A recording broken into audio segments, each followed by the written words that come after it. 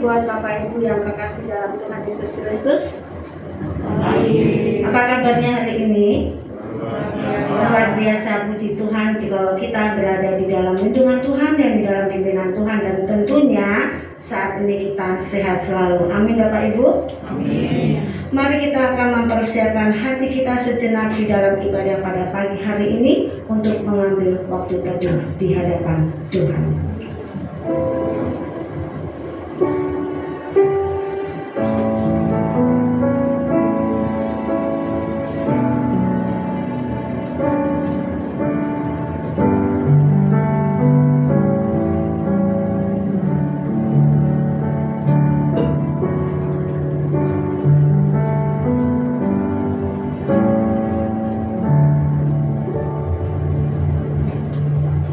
Mari kita akan bersama-sama menyanyikan pujian Puji Tuhan Allah Maha Kuasa.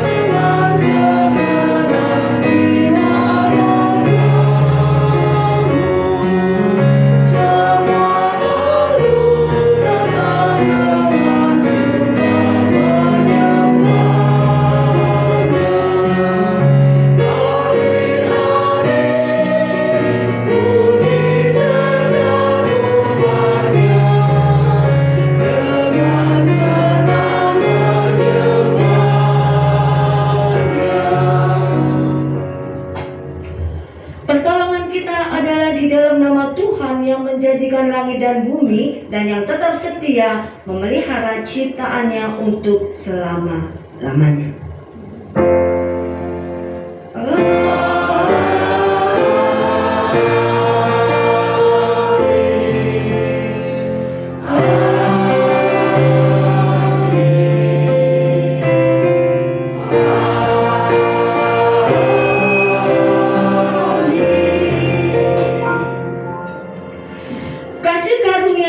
Sejahtera dari Allah Bapa dan Tuhan kita Yesus Kristus akan menyertai saudara sekalian. Tuhan Yesus beserta kita semua.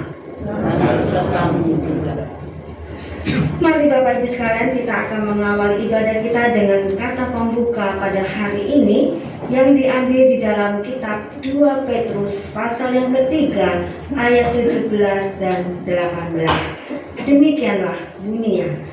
Tetapi kamu, saudara-saudaraku yang terkasih, kamu telah mengetahui hal ini sebelumnya.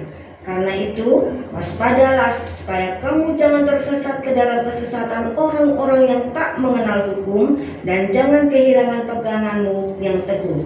Tetapi bertumbuhlah dalam kasih karunia dan dalam pengenalan akan Tuhan dan Juru Selamat kita Yesus Kristus. Baginya kemuliaan sekarang dan sampai selama-lamanya. Kita akan nyanyikan pujian Sungguh Heran Penebusku.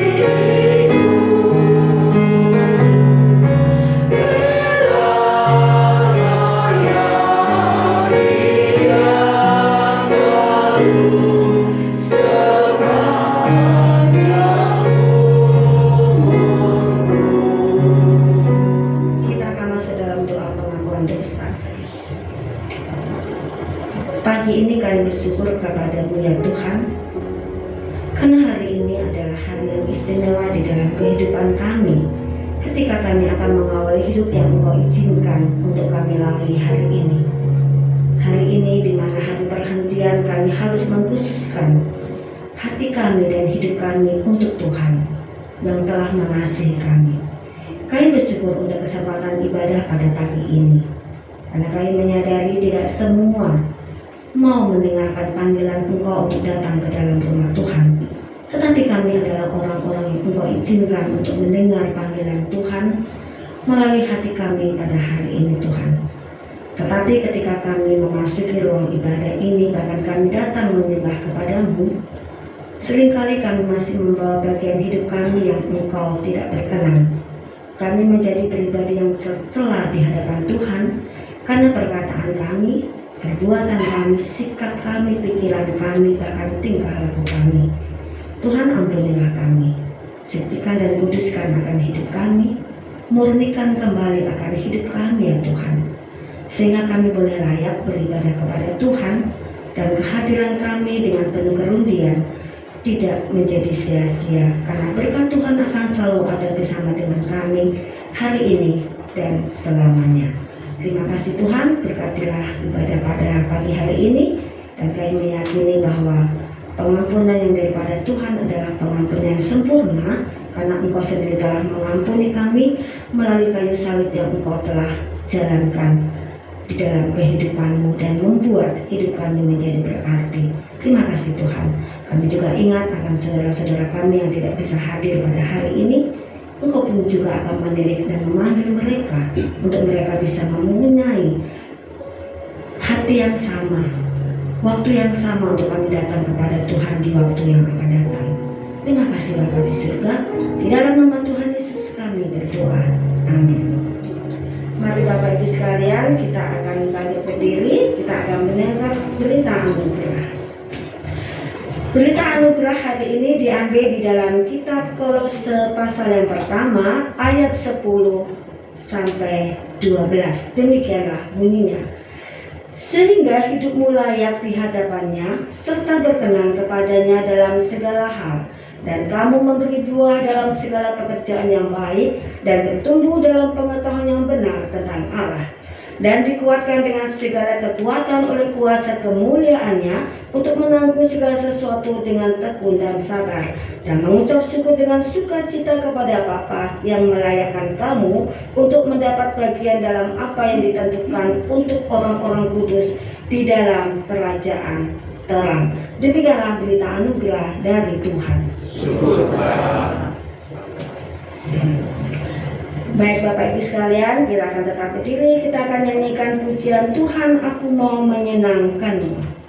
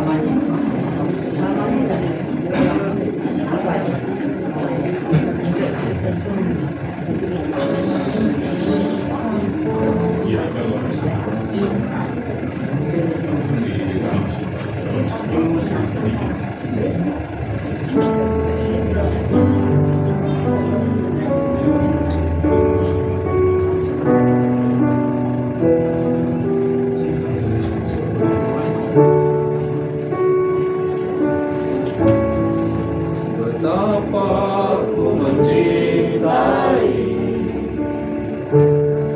segala yang terjadi. Tak pernah sendiri, jalani hidup ini selalu menyertai. Betapa ku menyadari di dalam hidupku ini, kau selalu memberi rancangan terbaik oleh karena kasih. Bapa, sentuh hatiku, ubah hidupku menjadi yang baru, bagai emas yang murni. Kau membentuk rencana hatiku. Bapa, ajarku mengerti sebuah kasih yang selalu memberi, bagai air mengalir yang tiada pernah berhenti.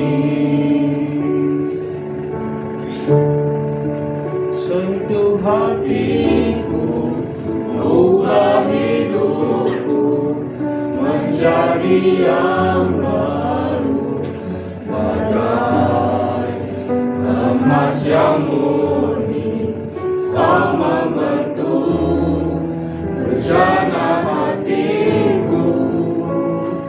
Bapa, ajarku mengerti sebuah kasih yang selalu memberi, bagai air mengalir yang tiada pernah berhenti,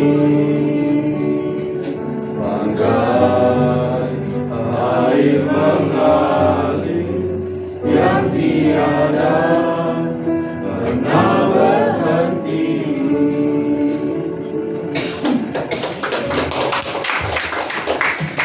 Firman Tuhan akan disampaikan oleh Pendeta Suto.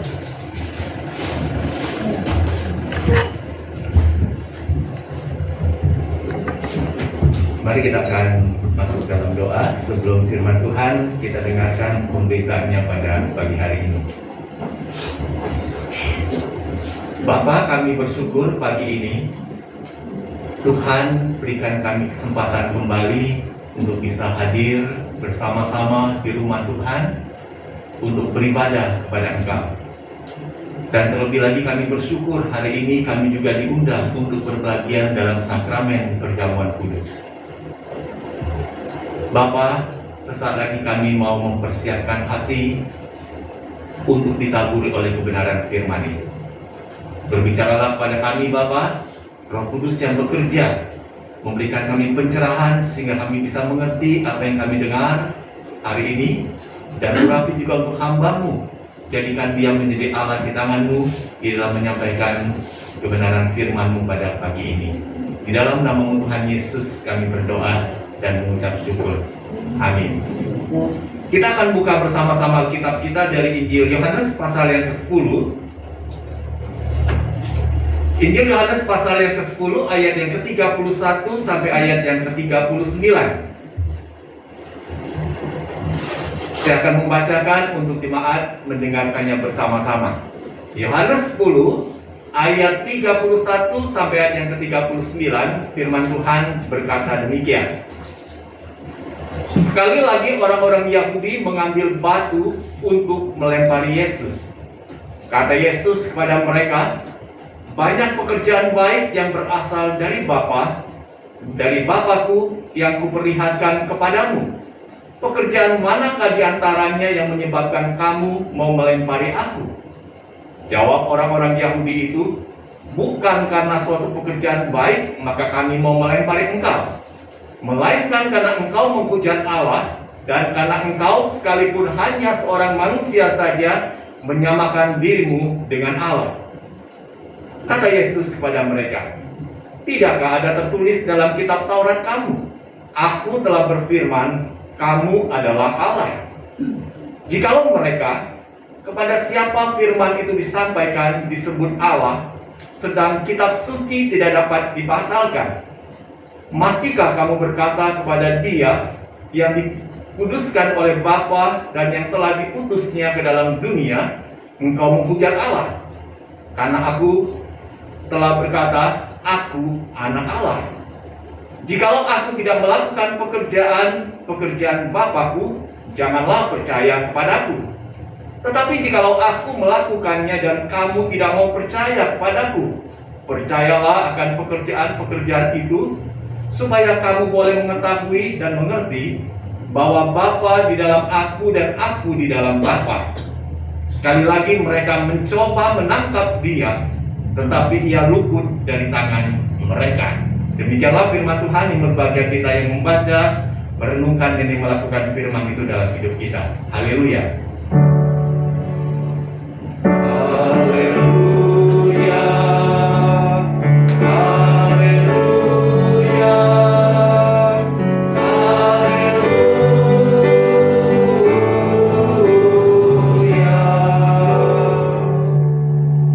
Shalom, selamat pagi jemaat yang dikasihi Tuhan.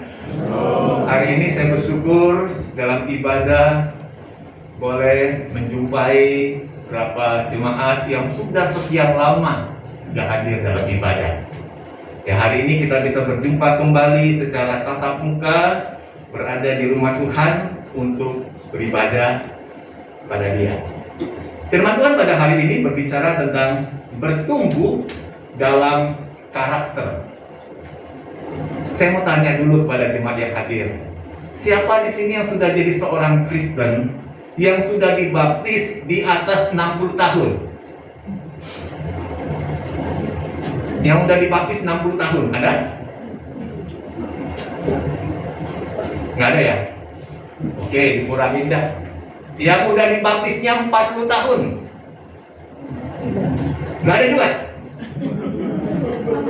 Yang sudah dibaptisnya 30 tahun? Ada ya, 30 tahun ya. Yang dibaptisnya belum setahun? Ada juga yang belum setahun. Nah, sekarang ketika kita bicara tentang aku sudah percaya Yesus, aku memberi diri untuk dibaptis. Sekarang pertanyaan bagi kita, sudah berapa jauh pertumbuhan karakter kita waktu kita sudah percaya Yesus? Pernah nggak sih kita tanya, kira-kira orang seperti apa yang bisa tahu perubahan karakter kita? Orang-orang yang terdekat dengan kita. Tentunya orang-orang yang satu keluarga dengan kita. Pernah nggak tanya kepada mereka, saya sudah jadi orang Kristen hampir 40 tahun lebih bahkan, perubahan apa sih yang kau lihat dalam karakterku? Pernah tanya nggak?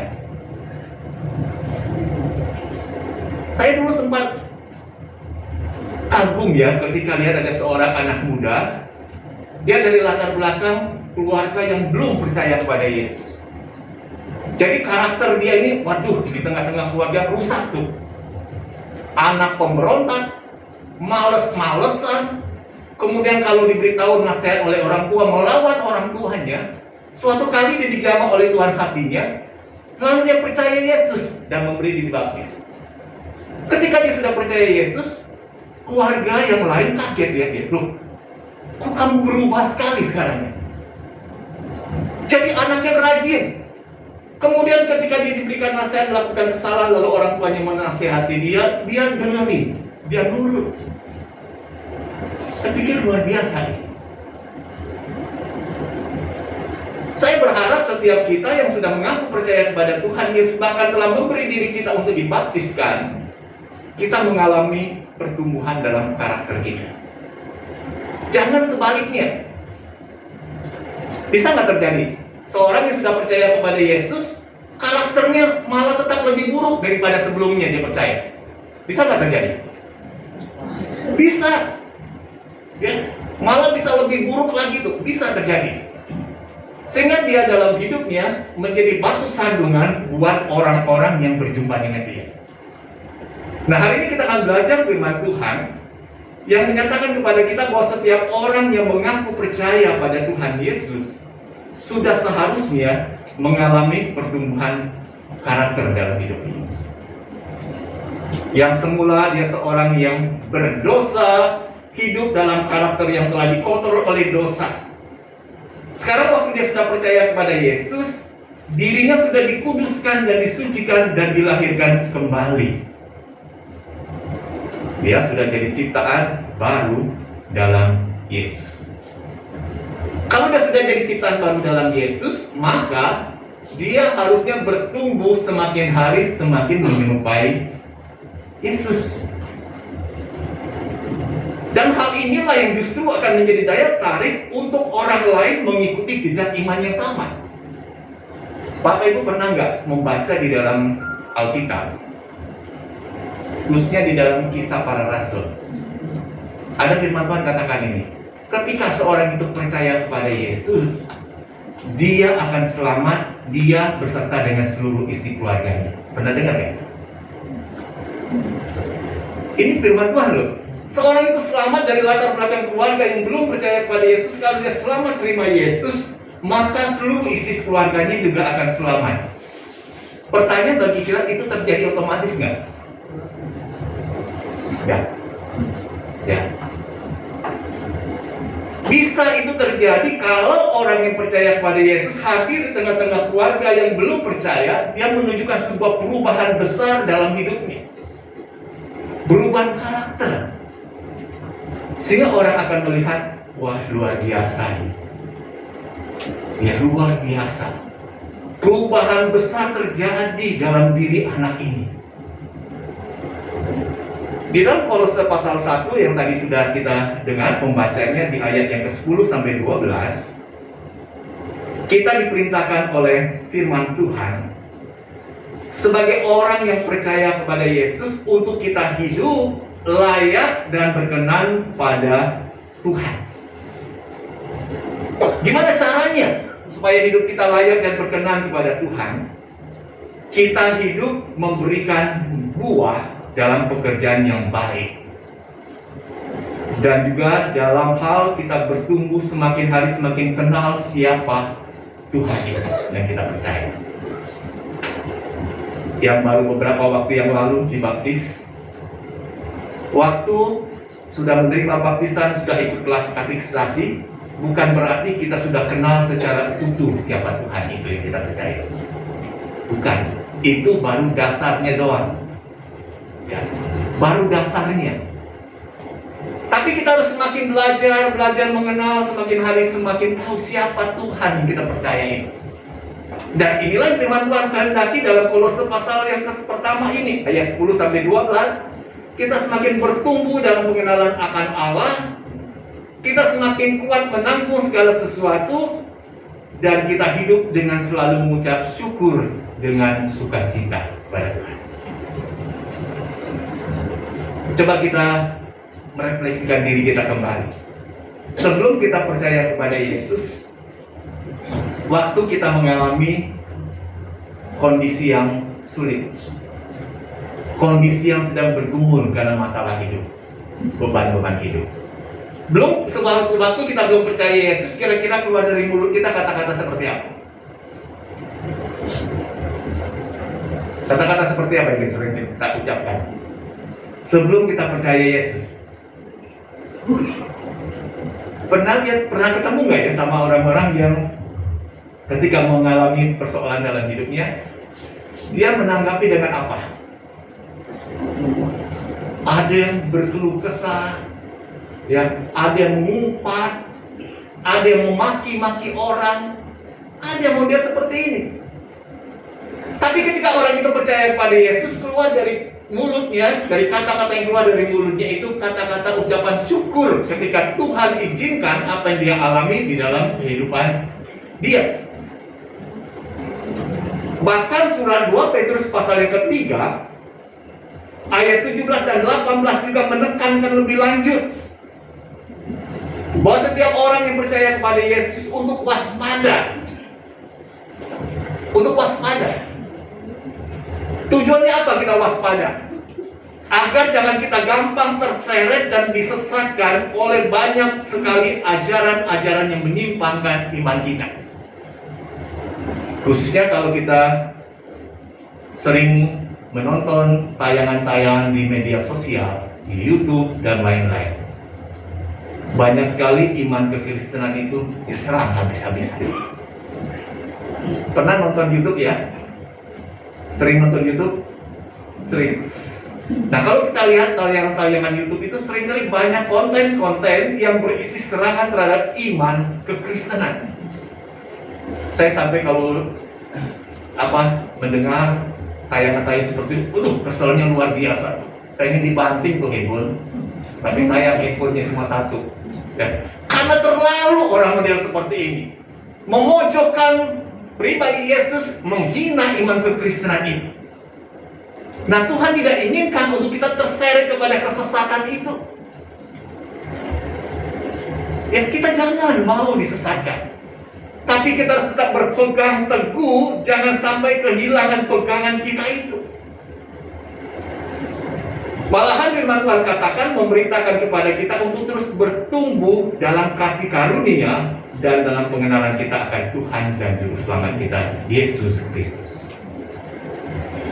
Tapi dalam pembacaan Injil Yohanes pasal yang ke-10, hal ini bertolak belakang dengan sikap orang Yahudi pada waktu itu. Bagaimana mereka memandang pribadi Yesus yang ada di tengah-tengah mereka, yang hadir mengajar firman Allah, memberitakan kerajaan Allah itu. Bagaimana mereka meresponi akan pribadi Yesus ini. Coba kalau kita baca, melihat kembali pembacaan dari Injil Yohanes pasal yang ke-10, ayat 31 sampai ayat yang ke-39.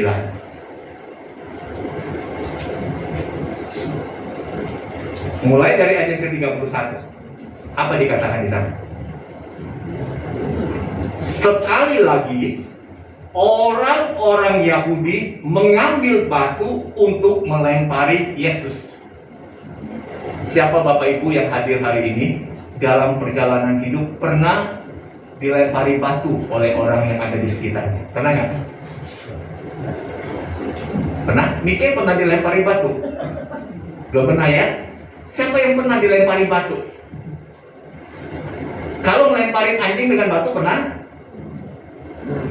Pernah? Atau melempari kucing dengan batu pernah?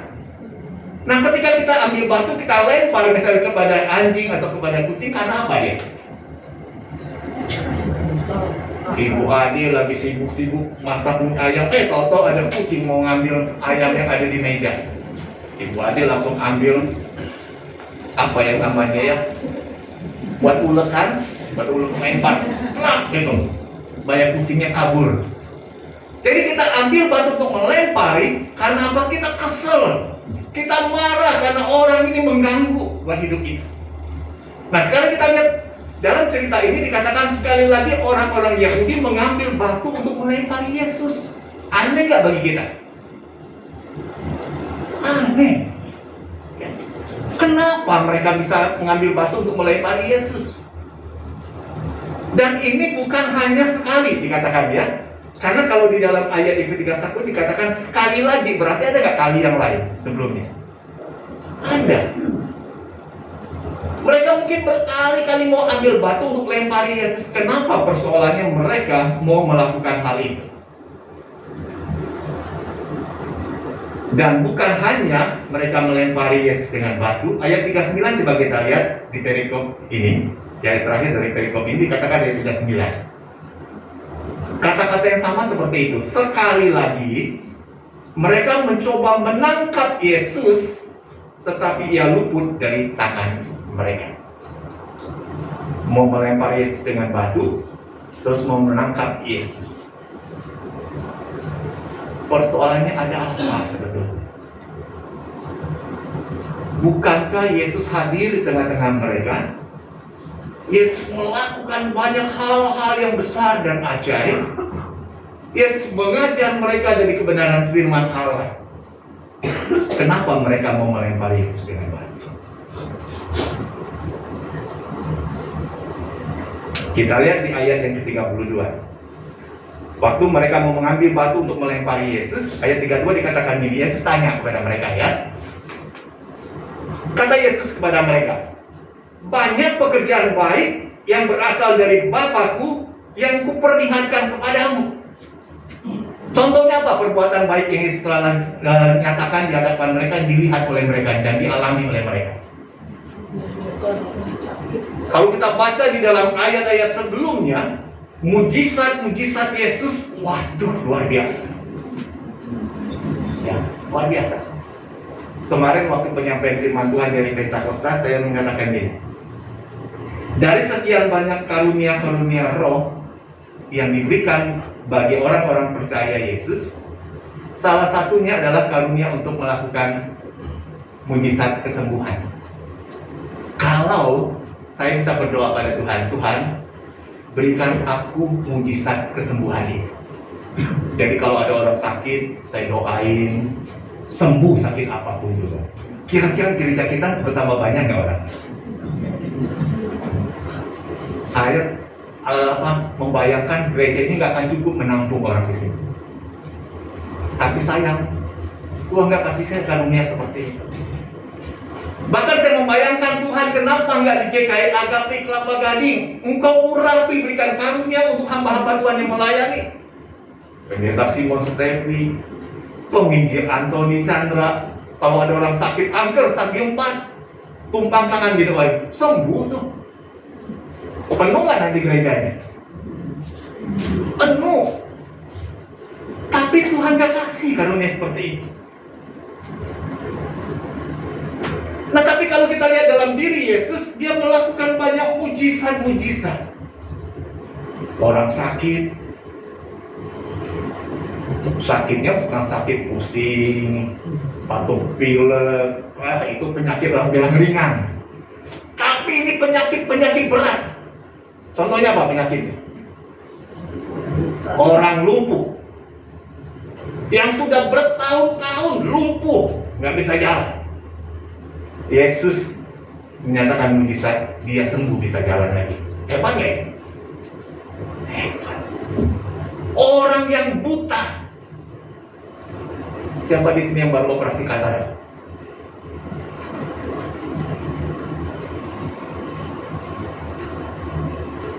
Yang baru operasi katarak ada? Nggak ada ya?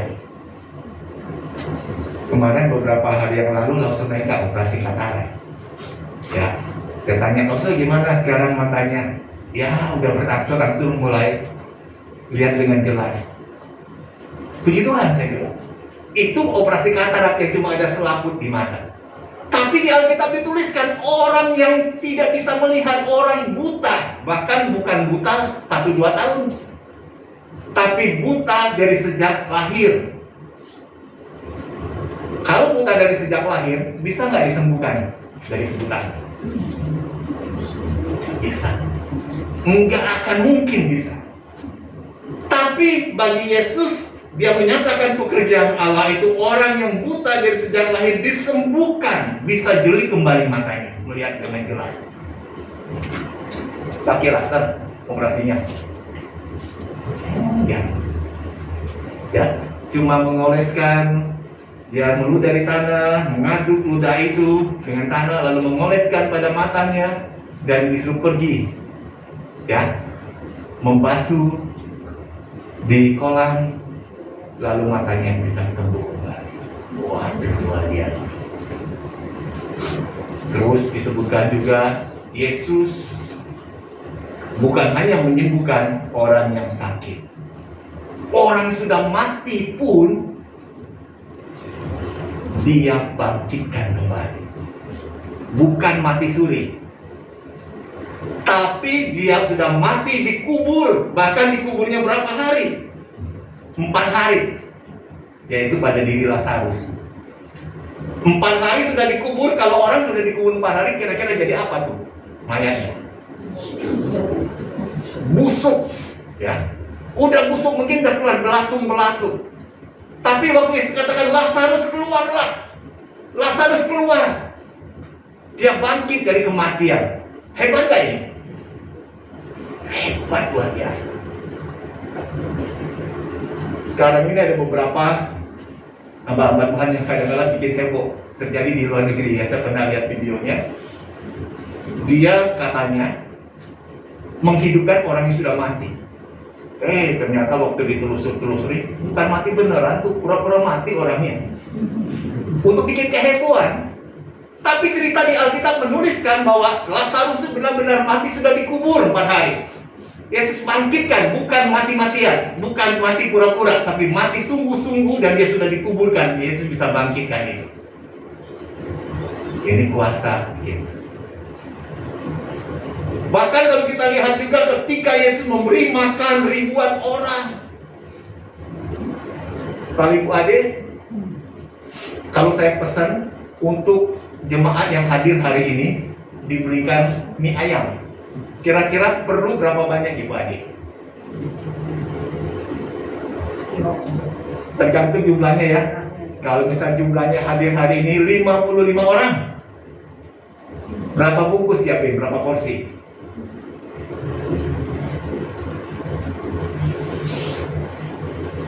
Ya, kalau mirip kayak Nike masih kecil dah, bagi seperempat aja nanti sama Yohanes apa Samuel, bisa seperti itu.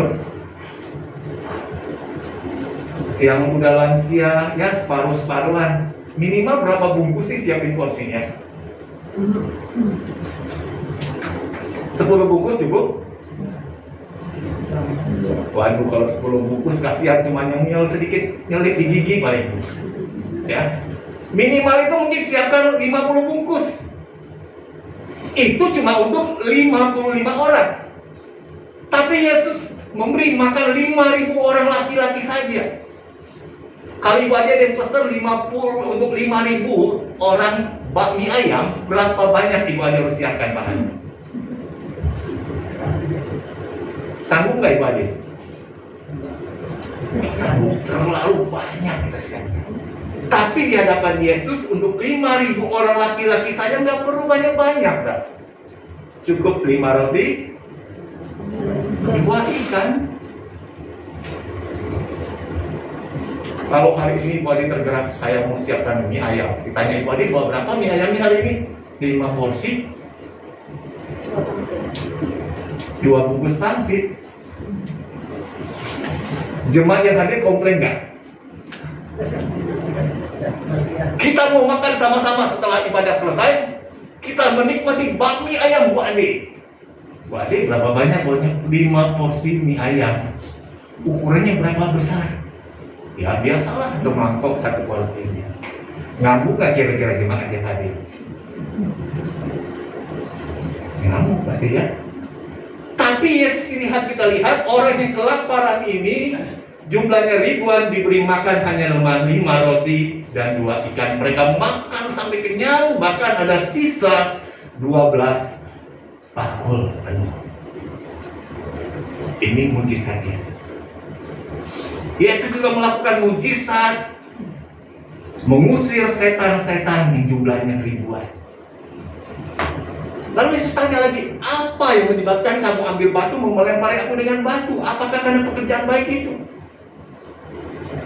Mereka jawabnya seperti apa? Ayat yang ke-33 kita lihat. Jawab orang-orang Yahudi itu, bukan karena suatu pekerjaan baik maka kami mau melempari engkau, melainkan karena engkau menghujat Allah, dan karena engkau sekalipun hanya seorang manusia saja menyamakan dirimu dengan Allah. Berarti dia kenal nggak Yesus itu siapa? Bapak Ibu? Kenal nggak? Mereka nggak kenal. Yang mereka cuma tahu Yesus ini tinggal bersama-sama dengan kami. Dia orang Nazaret, kami tahu dia besar bersama-sama dengan kami di kota Nazaret ini. Dia anak seorang tukang kayu. Ya, bapak ibunya kami tahu, saudara-saudaranya kami tahu. Tapi kenapa engkau bisa mengatakan bahwa engkau itu ada di dalam Allah? Engkau Allah. Jadi mereka katakan bahwa ini penghujatan terhadap Allah. Bagi orang-orang Yahudi pada waktu itu, kalau ada seorang yang berani mengaku dirinya sebagai Allah, ini penghujatan. Kalau sudah dikatakan penghujatan, hukumannya apa? M-A-T-I, mati. Jadi bagi mereka cuma mengenal Yesus sebatas itu. Dia manusia biasa yang besar bersama-sama dengan kami di kota ini. Dia menghujat Allah ketika dia mengatakan bahwa dia adalah Allah. Sehingga mereka ambil batu mau melempari Yesus dengan batu. Kita dalam interaksi kita satu dengan yang lain, kita gampang nggak untuk curiga dengan seseorang? Kita gampang untuk curiga dengan seseorang. Ya. Kita gampang sekali. Kita bisa berprasangka buruk terhadap orang-orang tertentu. Padahal kita tidak kenal orang itu seperti apa. Bahaya nggak sih kalau kita misalnya gampang curiga dengan orang? Bahaya. Jadi orang-orang Yahudi ini tipe orang-orang yang sebetulnya tidak mengenal pribadi Yesus. Mereka tidak bertumbuh dalam pengenalan akan Yesus. Meskipun dalam keseharian mereka dia mengalami pekerjaan-pekerjaan Allah yang dilakukan oleh Yesus. Makanya saya katakan seperti ini, kalau kita dalam mengiring akan Yesus hanya sekedar kita mau mencari yang namanya mujizat-mujizat, bahaya nggak seperti itu? Bahaya sekali. Jangan kita mau ikut Yesus, percaya Yesus karena saya mau mencari mendapatkan mujizat.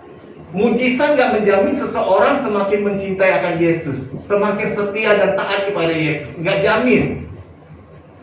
Di Alkitab dicatat dalam sejarah kehidupan umat Israel sendiri. Pernah baca di dalam kitab Keluaran, Bapak Ibu? Siapa di sini yang jadi orang Kristen belum pernah baca sama sekali kitab Keluaran? Siapa yang sudah baca? Pernah baca ya? Gimana di dalam kitab Kejadian, kitab Keluaran itu mencatat tentang mujizat-mujizat Allah yang dia tunjukkan di hadapan umat pilihannya ini. Hebat sekali. 10 tulah Tuhan jatuhkan di Mesir, Israel bebas dari tulah itu. Waktu mereka melewati padang gurun selama berapa hari? Atau berapa tahun? 40 tahun. Kalau Mike pakai sepatu, tahan berapa lama Mike? Harus ganti sepatu baru. Mike, sepatunya tahan berapa lama? Tiap tahun ganti nggak? Atau 5 tahun sekali?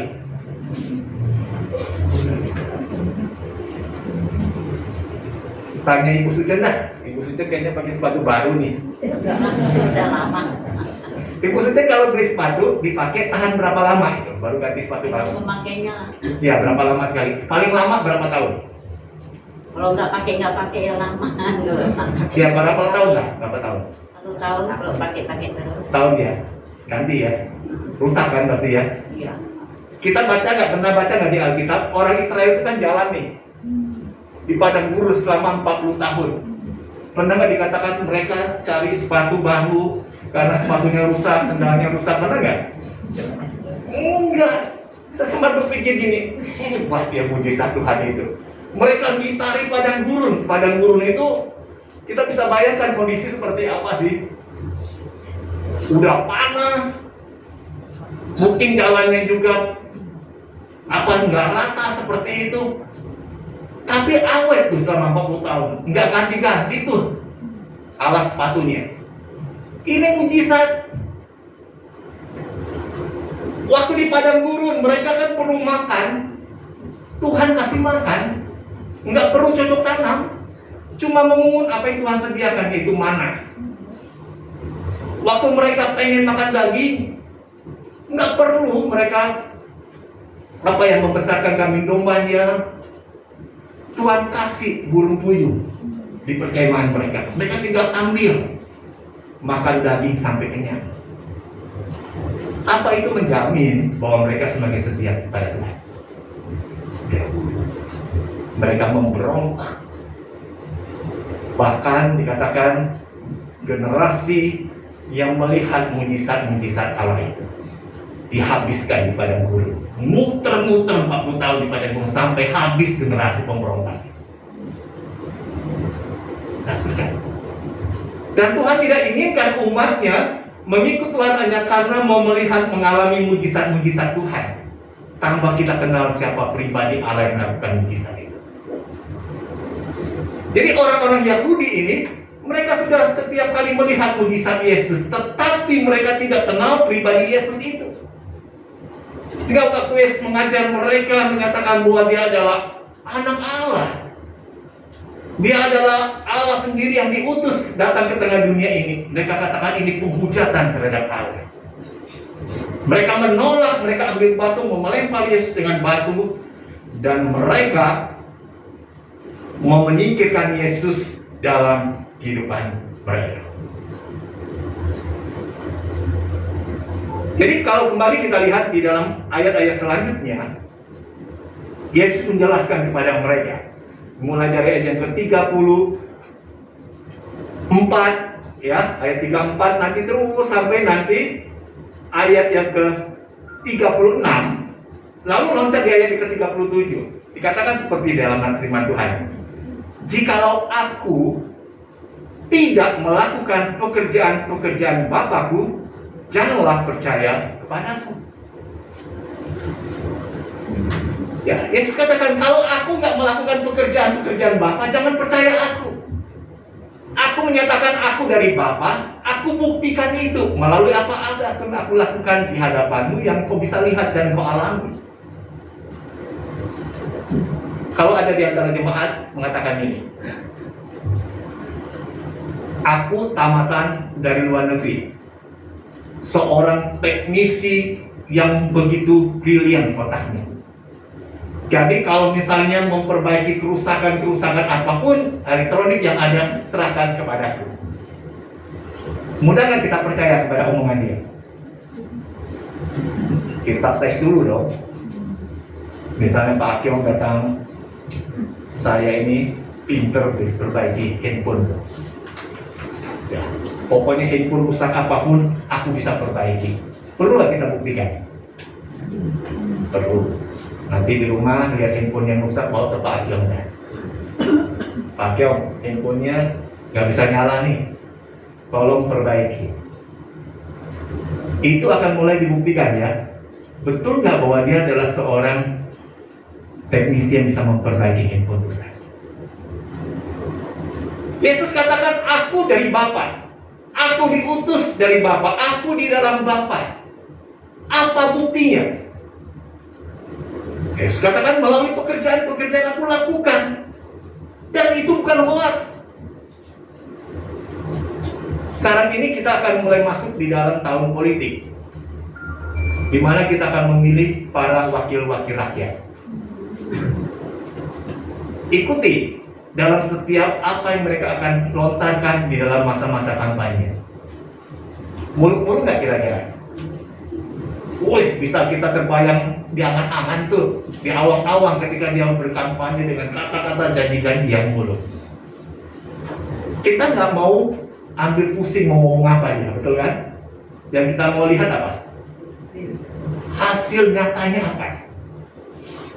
Kalau cuma sekedar ngomong yang muluk-muluk, gampang itu. Tapi yang susahnya ketika dibuktikan apa yang katakan itu. Dan banyak kali kita kan kecewa ya dengan apa yang kita dapatkan dengan pemimpin-pemimpin yang berhasil duduk di dalam dewan-dewan perwakilan. Ternyata apa yang dijanjikan itu cuma omong kosong doang. Tapi Yesus tidak demikian. Jadi kita boleh belajar bersama-sama melihat dalam kehidupan orang-orang Yahudi ini. Dalam pengenalan mereka akan Yesus Kristus, mereka tidak bertumbuh di dalamnya. Kalau mereka tidak bertumbuh dalam pengenalan akan Yesus, mereka pun juga tidak bertumbuh di dalam hal karakter mereka. Yang harusnya mereka memuliakan akan nama Yesus itu. Justru mereka gantikan itu dengan kebencian dan juga kemarahan. Jadi hari ini, biarlah kembali kita berefleksi melihat kepada keberadaan diri kita masing-masing. Apakah kita sudah bertumbuh dalam pengenalan kita akan Tuhan Yesus Kristus? Apakah kita telah bertumbuh dalam karakter kita setelah sekian lama menjadi orang yang percaya kepada Yesus Kristus? Kalau saya ingat kembali pengalaman hidup saya sendiri, saya latar belakang dari keluarga bukan Kristen. Ya, saya bukan Kristen. Makanya ada teman sama-sama pendeta tanya kepada saya, asalnya dari mana Pak? Saya bilang dari Palembang dulu. Ya, saya besar di Lahat. Terus dia tanya lagi, waktu di sana dulu di gereja apa? Karena dia pikir saya jadi seorang pendeta tentunya punya background orang Kristen dari sejak kecil. Saya bilang saya bukan Kristen dari kecil. Keluarga saya bukan Kristen. Ya bukan. Saya menyembah seperti tradisi orang-orang Chinese. Dari sejak kecil sudah dibawa menyembah kepada dewa-dewi. Itu yang terjadi. Tapi puji Tuhan, Tuhan membawa saya untuk keluar dari lingkungan itu pergi sekolah waktu itu. Saya dari kota kecil pergi sekolah SMA di kota Bandung. Nah, ketika saya di sana, saya digerakkan oleh Tuhan untuk percaya kepada Yesus. Saya percaya Yesus waktu itu masih remaja SMA kelas 1. Waktu saya pulang ke rumah kalau libur sekolah, saya punya sebuah komitmen. Aku sudah percaya Yesus. Keluargaku yang lain, orang tua, saudara-saudara yang lain belum percaya kepada Yesus. Aku mau menyatakan sebuah pertumbuhan dalam karakter. Saya pulang, anggota keluarga yang lain lihat, kok beda ya sekarang? Beda. Waktu ada ketertarikan, mereka lihat ada sebuah perubahan, mereka akan tanya kan, kenapa bisa berubah seperti itu? Saya mulai cerita, kenapa saya bisa mengalami perubahan? Karena saya sudah percaya kepada Yesus, saya bertumbuh dalam karakter saya. Dan lambat laun, puji Tuhan, mereka pun juga percaya kepada Yesus. Dan seperti yang saya katakan, pada waktu mama saya meninggal, mama saya dari sekian saudara-saudara yang lain, nggak ada seorang pun yang percaya kepada Yesus. Ketika dia meninggal pun, saudara-saudara mama saya yang lain di luar Tuhan. Tapi hanya mama saya, dia percaya pada Yesus sampai akhir hidup. Dan ketika dia meninggal pun, ceria, sebuah sukacita besar. Saya katakan, kenapa bisa terjadi seperti ini? Karena kita menunjukkan sebuah perubahan karakter itu, bertumbuh dalam karakter.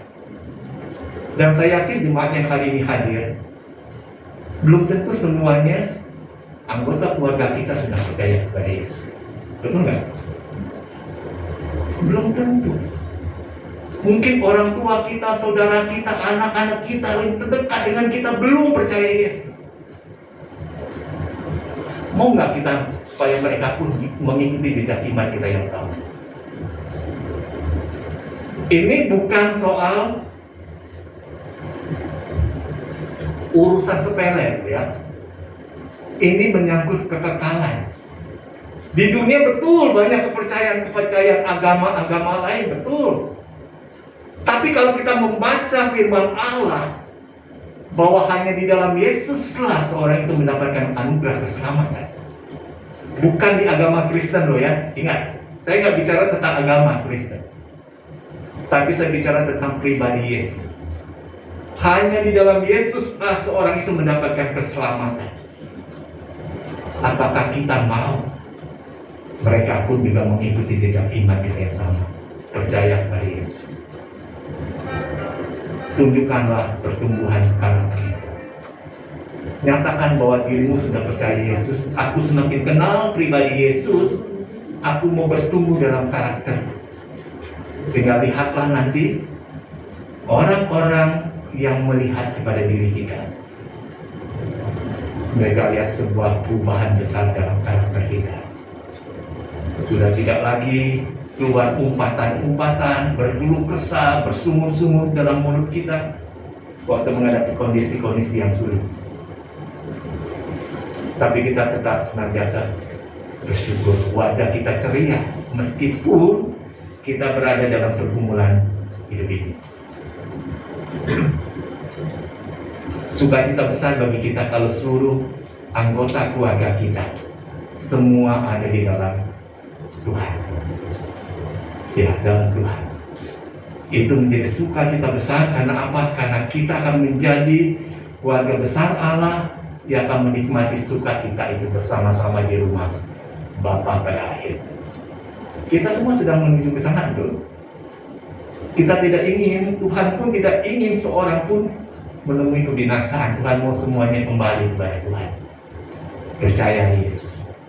Hiduplah di dalam pertumbuhan karakter itu, sehingga kehidupanmu akan menjadi saksi Yesus yang hidup. Alkitab banyak mencatat perubahan orang-orang mengalami perubahan karakter itu. Contohnya Paulus, contohnya Sakeus, dan bisa jadi kita yang hadir hari ini pun termasuk orang yang bertumbuh dalam karakter itu. Sehingga ketika kita sesaat lagi akan menerima sakramen perjamuan kudus, pengorbanan Yesus di salib itu boleh berdampak dampak besar dalam proses pertumbuhan karakter kita.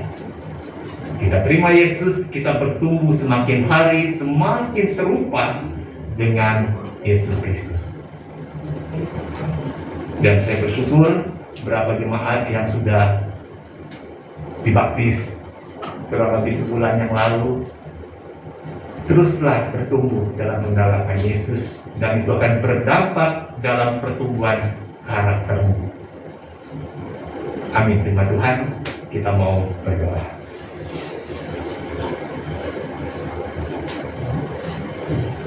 Terima kasih Tuhan, kami boleh diingatkan melalui firman-Mu pada pagi ini.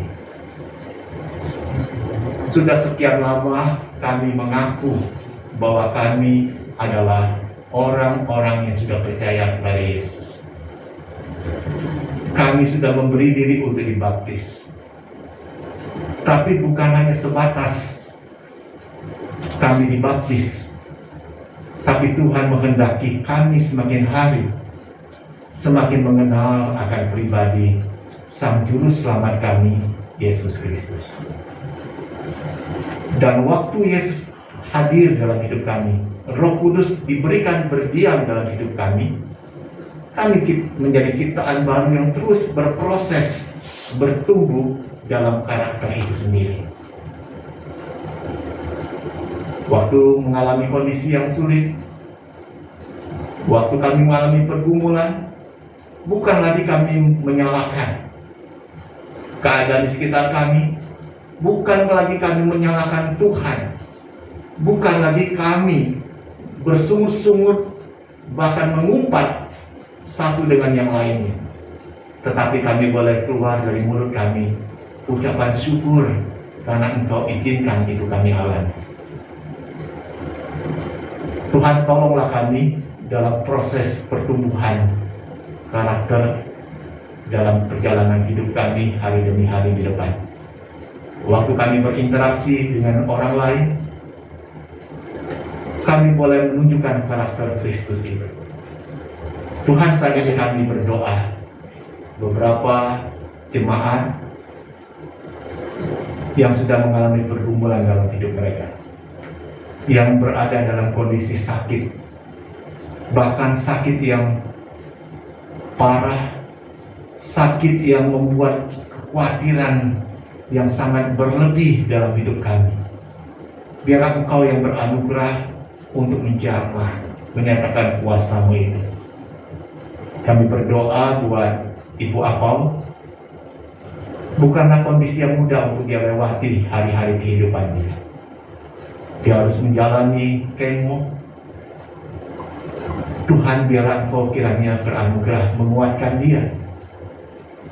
Nyatakanlah mujizat itu boleh dia alami dalam hidupnya. Kami juga berdoa buat Losomega dalam pemulihan, buat matanya yang telah menjalani operasi katarak, biar dapat berfungsi dengan baik kembali.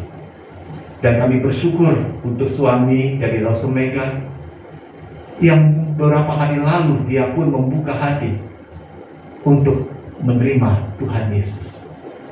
Biarlah dia boleh terus semakin bertumbuh imannya, semakin kuat dalam Tuhan. Kami juga mendoakan buat beberapa jemaat yang sedang bergumul dalam hidup berkeluarga. Engkau yang beranugerah untuk menolong, memulihkan relasi yang sudah mulai jauh satu dengan yang lain. Engkau juga yang kiranya menuntun dalam perjalanan kehidupan anak-anak kami, di dalam mereka mempersiapkan diri meniti karir mereka, dalam mereka menempuh pendidikan di sekolah, mereka pun juga diberikan hikmat oleh Engkau untuk mempersiapkan masa depannya. Tuhan, kami serahkan juga untuk kami sebagai jemaat dalam interaksi kami satu dengan yang lain di dalam gereja ini. Biarlah kami pun juga boleh menyatakan karakter Kristus itu ketika kami berinteraksi. Bukan lagi kami untuk saling menyakiti, bukan lagi kami saling untuk membenci, tapi kami boleh menyatakan kasih Kristus itu. Kami boleh berdamai satu dengan yang lain, karena kami adalah saudara di dalam Tuhan. Kami juga mendoakan untuk bangsa dan negara kami, khususnya ketika kami akan melaksanakan pemilu di tahun 2024 mendatang. Sekarang ini sudah mulai akan dilangsungkan masa-masa kampanye. Tuhan, biarlah kami diberikan hikmat oleh Engkau ketika kami akan menggunakan hak pilih kami itu. Kami boleh memilih wakil-wakil kami yang baik buat bangsa ini, yang cinta akan bangsa ini, bukan hanya yang mudah untuk berkata-kata dengan janji-janji yang manis, tetapi mereka memiliki hati yang benar-benar mau bekerja, berjuang untuk memperbaiki keadaan bangsa ini. Kami serahkan juga untuk pemimpin yang akan melanjutkan kepemimpinan sebagai presiden dan wakil presiden untuk 5 tahun ke depan. Tuhan yang kiranya juga akan berkarya di dalamnya. Kami tidak tahu siapa orang itu akan melanjutkan kepemimpinan 5 tahun ke depan. Tapi kami yakin Tuhan yang menilik hati setiap orang, Tuhan yang sudah memilih orang itu. Terima kasih Tuhan Yesus. Sesaat lagi kami mau bersama-sama menikmati perjamuan kudus yang Tuhan anugerahkan bagi kami hari ini.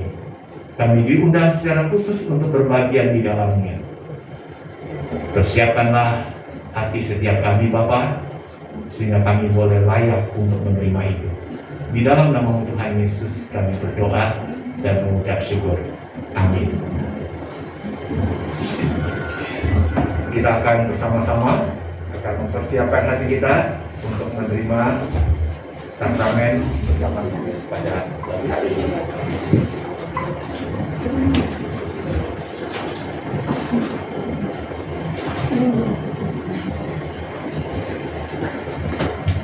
Perjamuan kudus yang akan kita laksanakan pada pagi hari ini dilandasi dengan nats firman Tuhan dari Injil Matius pasal yang ke-26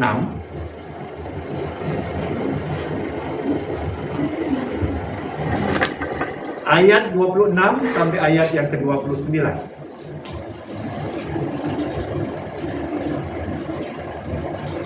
Dan ketika mereka sedang makan, Yesus mengambil roti, mengucap berkat, memecah-mecahkannya lalu memberikannya kepada murid-muridnya dan berkata, "Ambillah, makanlah, inilah tubuhku." Sesudah itu ia mengambil cawan, mengucap syukur lalu memberikannya kepada mereka dan berkata, "Minumlah kamu semua dari cawan ini. Sebab inilah darahku, darah perjanjian yang ditumpahkan bagi banyak orang untuk pengampunan dosa. Akan tetapi aku berkata kepadamu, mulai dari sekarang aku tidak akan minum lagi hasil pokok anggur ini sampai pada hari aku meminumnya, yaitu yang baru bersama-sama dengan kamu dalam kerajaan Bapa."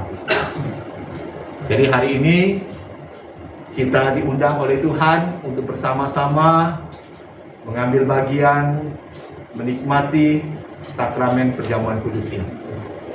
Kita akan makan roti dan minum anggur dari cawan Tuhan. Jadi perjamuan kudus yang kita adakan pada pagi ini diperuntukkan bagi jemaat yang sudah dibaptis dewasa ataupun yang sudah di sini. Dan kami juga mengundang bagi sidang jemaat yang hari ini hadir bersama-sama yang berasal dari gereja lain untuk bersama-sama dengan kami menikmati sakramen perjamuan kudus. Jadi sebelum kita akan mengambil bagian di dalamnya, kita akan mempersiapkan hati kita, berdoa secara pribadi kepada Tuhan, membereskan hati kita.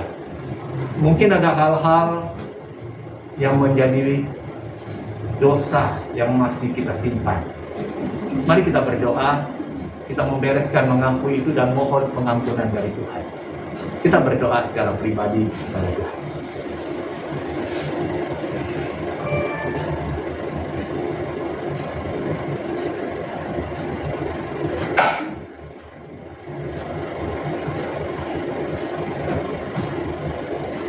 Tuhan, Engkau mendengar apa yang diucapkan di dalam hati setiap jemaat yang telah mereka sampaikan dalam doa pribadi mereka.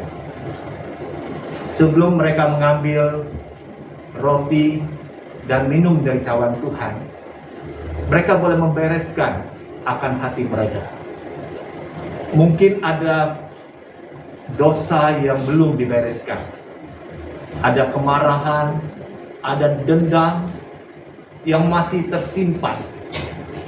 Tapi biarlah mereka boleh mengakui itu di hadapan Tuhan dan mohon pengampunan daripada Engkau.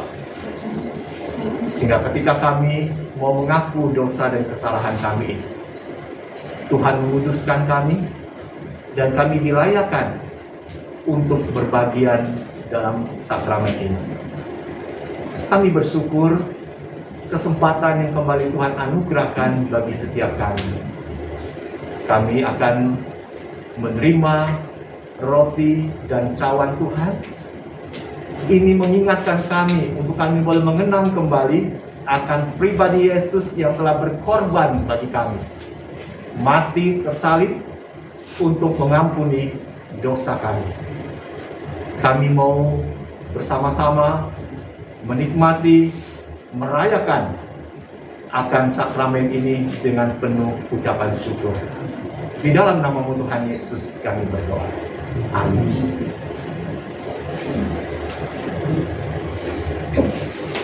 Pada malam sebelum Tuhan Yesus ditangkap untuk disalibkan, dia mengambil roti, lalu dia memecah-mecahkan roti itu sambil berkata, "Roti ini melambangkan tubuhku yang dipecah-pecahkan bagi kamu.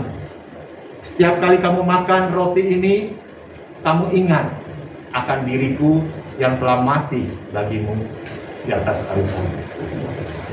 Setelah dia makan roti itu, dia mengangkat cawan, lalu dia berkata, "Cawan ini adalah perjanjian baru yang dimeteraikan oleh darahku. Setiap kali kamu makan roti, minum dari cawan Tuhan, kamu memperingati akan diriku yang telah mati untuk menebus dosa." Kita akan mempersiapkan hati kita untuk menerima roti dan cawan Tuhan. Dan setiap yang sudah menerima, doa secara pribadi mengucap syukur untuk hal ini. Terimalah dan bagikanlah.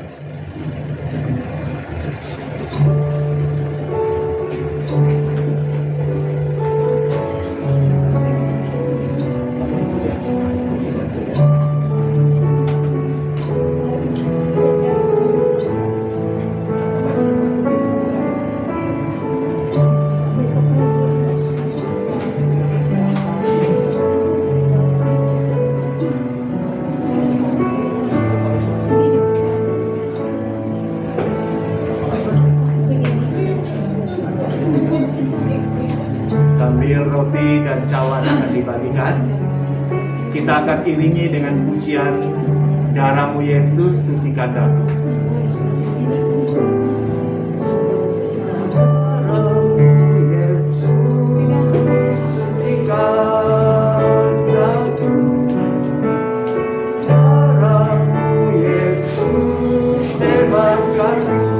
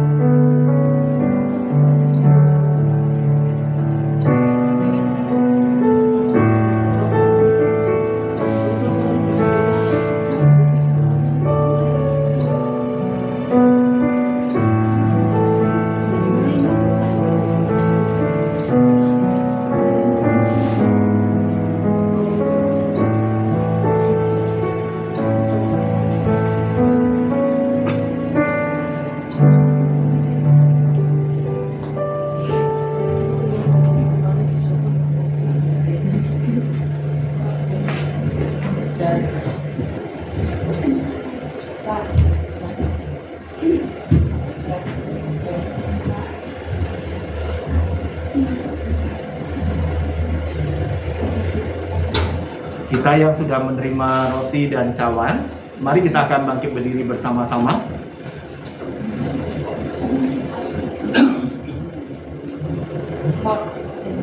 Kita mengangkat roti dengan tangan kanan kita masing-masing. Roti yang kita angkat dengan tangan kita masing-masing adalah melambangkan tubuh Yesus yang sudah dipecah-pecahkan buat pengampunan bagi dosa kita. Marilah kita makan roti ini dengan ucapan syukur dalam nama Tuhan Yesus Kristus.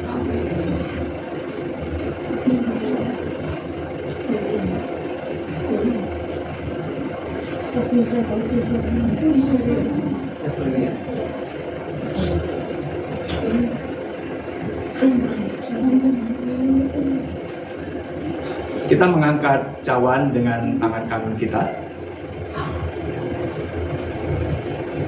Cawan yang berisi anggur yang kita angkat pada tangan kanan kita masing-masing melambangkan darah Yesus yang sudah dicurahkan buat pengampunan bagi dosa kita. Mari kita meminumnya dengan ucapan syukur dalam nama Tuhan Yesus.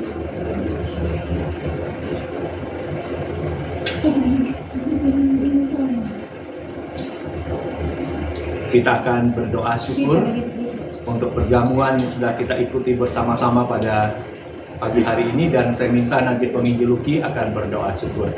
Mari kita berdoa. Kami sungguh bersyukur ya Tuhan, Engkau mengundang kami di meja perjamuan-Mu, makan roti dan anggur yang merupakan lambang dari tubuh dan darah-Mu yang tercurah bagi kami demi menebus kami manusia yang berdosa. Terima kasih ya Tuhan untuk kasih-Mu yang besar, anugerah yang Tuhan berikan bagi kami, sehingga kami yang tadinya adalah orang-orang berdosa yang akan binasa dengan dosa kami, tetapi karena pengampunan-Mu di atas kayu salib, kami menjadi orang-orang yang ditebus dan diselamatkan. Terima kasih ya Tuhan, kami boleh menerima pengampunan-Mu. Dan biarlah kami akan terus hidup berkomitmen menjadi orang-orang percaya yang taat dan hidup sesuai dengan firman-Mu. Terima kasih ya Tuhan. Kami serahkan hidup kami hanya ke dalam tangan-Mu, di dalam nama Tuhan Yesus Kristus, Tuhan dan Juru Selamat kami. Amin. Amin. Silakan duduk kembali. Silakan untuk tugas akan mengumpulkan cawan. Silakan.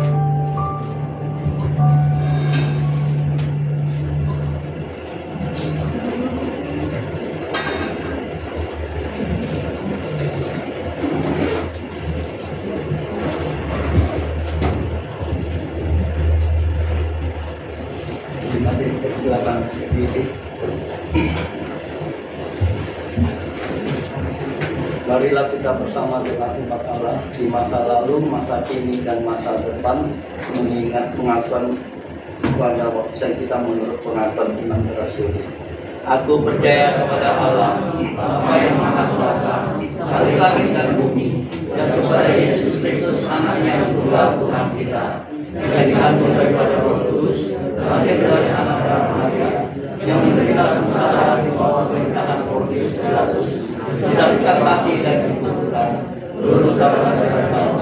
Pada hari yang ketiga, bangkit pula dari antara orang mati, naik ke surga, duduk sebelah kanan Allah, Bapa yang Maha Kuasa, dan di sana dia akan datang untuk menghakimi orang yang hidup dan yang mati. Aku percaya kepada Roh Kudus, Gereja yang kudus dan am, sesuatu orang kudus, pengampunan dosa, kebangkitan orang mati, dan hidup yang kekal. Amin.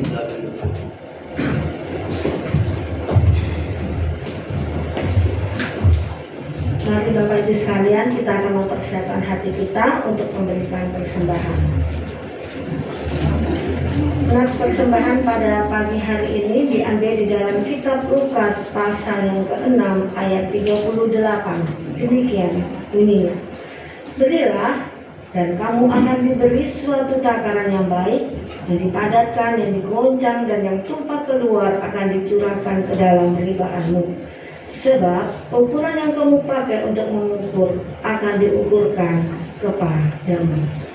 Kita akan mengiringnya dengan pujian, serahkan yang terbaik padanya, dan kita akan memberikan persembahan maju ke depan dimulai dari bangku terbelakang.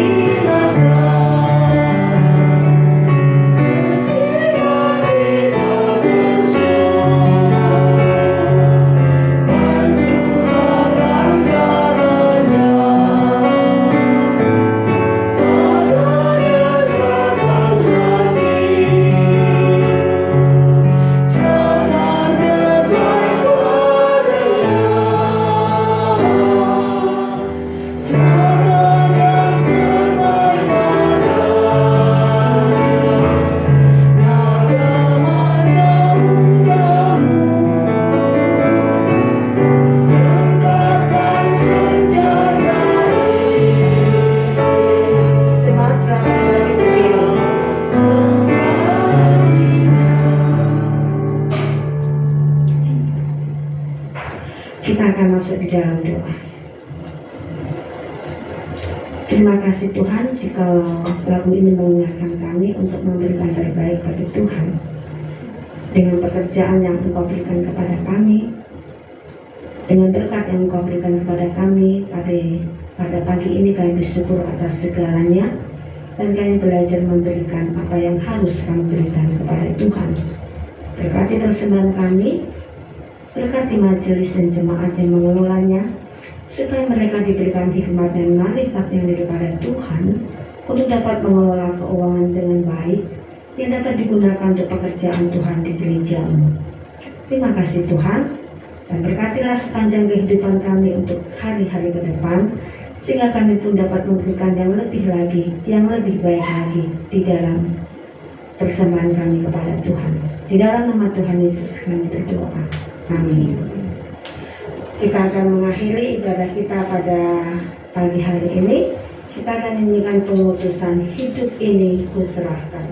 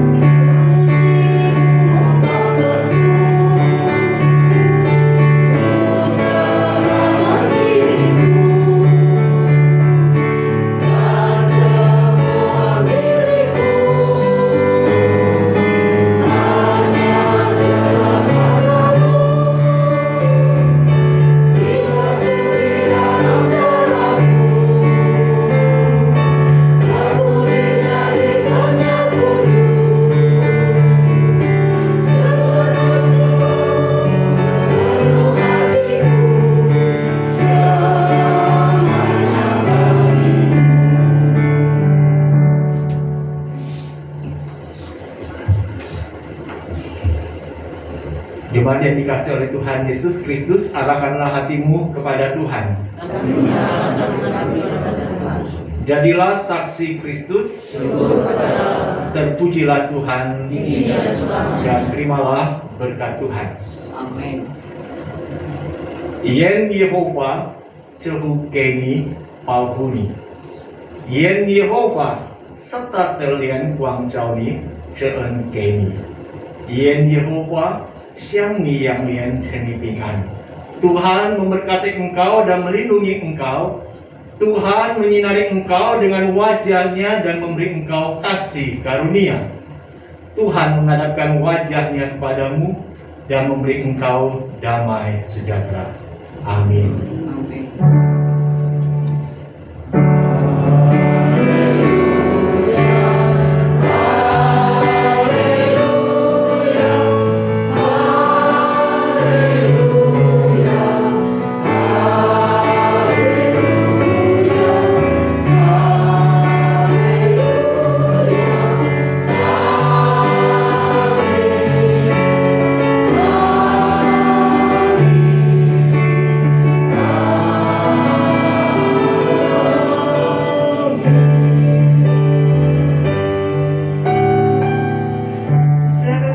Saat sudah selesai, Tuhan Yesus memberkati ibadah kita selesai. Sampai ketemu minggu depan.